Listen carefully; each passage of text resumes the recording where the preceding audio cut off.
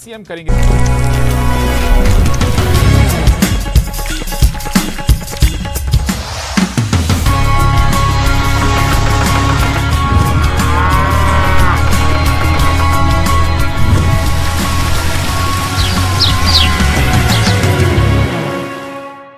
Break के बाद आप सभी दर्शकों का अन्नदाता में बहुत बहुत स्वागत है।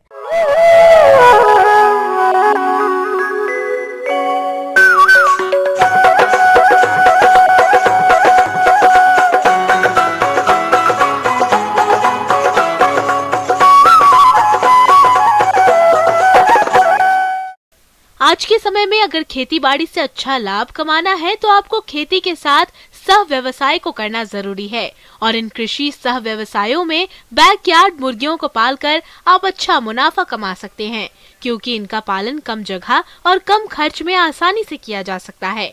तो चलिए बैकयार्ड मुर्गियों के पालन के बारे में जानते हैं डॉक्टर कुंदन कुमार से।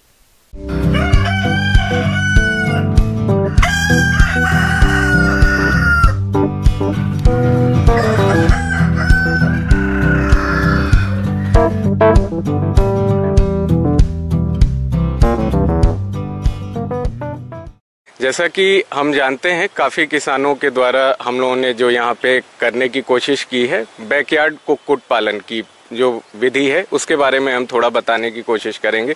देखिए, भारत में जो बैकयार्ड या जो घर के पीछे मुर्गी पालन की जो पद्धति है वो काफ़ी पुराने समय से चली आ रही है और जो देश में 19 ब्रीड्स हमारे देश की हैं, नेटिव बर्ड्स जिनको हम कहते हैं, जो देसी मुर्गियों की ब्रीड्स है, वो 19 ब्रीड्स हमारे भारत में पाई जाती हैं। लेकिन जब से ये बैकयार्ड कुक्कुट पालन में एक चीज देखी जाती थी हमेशा कि उनके अंडे देने की क्षमता ज्यादा नहीं होती थी, 70 से 80। यद्यपि उनकी जो लागत है, रख रखाव की जो लागत है वो काफी कम होती थी, परंतु उनके अंडे देने की क्षमता 70 से 80 ही होती है प्रतिवर्ष। और जो उनका मैच्योर बॉडी वेट है, जिनको हम शारीरिक भार कहते हैं, जो मांस के उत्पादन में जो हमें मिलता है वो काफी कम देखा जाता था। इसीलिए कुछ इम्प्रूव्ड वेराइटीज का वो किया गया।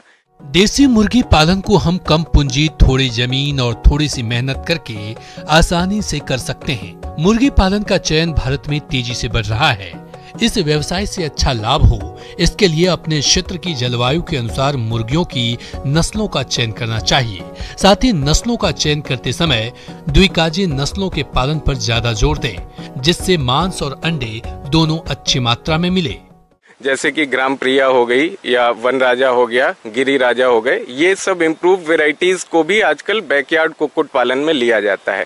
कि जो इम्प्रूव वेराइटीज का हम लोगों ने जहाँ जहाँ इंट्रोडक्शन किया है, वहाँ पे किसान काफी मात्रा में जो उनका सोशियो इकोनॉमिक स्टेटस है और जो उनका रख रखाव का से जो उत्पादन उनकी क्षमता है या जो उनका प्रतिफल है, जो उनका फायदा है किसानों का, वो काफी बढ़ता हुआ दिखाई दिया।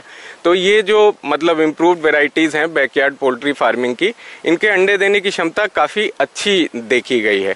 लगभग 100 से 120, 130 अंडे भी देने की क्षमता इनकी रहती है। यद्यपि जो इस परिदृश्य में है वहाँ पे भी हम लोगों ने देखा है कि लगभग 90-100 अंडे तो मिल ही जाते हैं किसान को।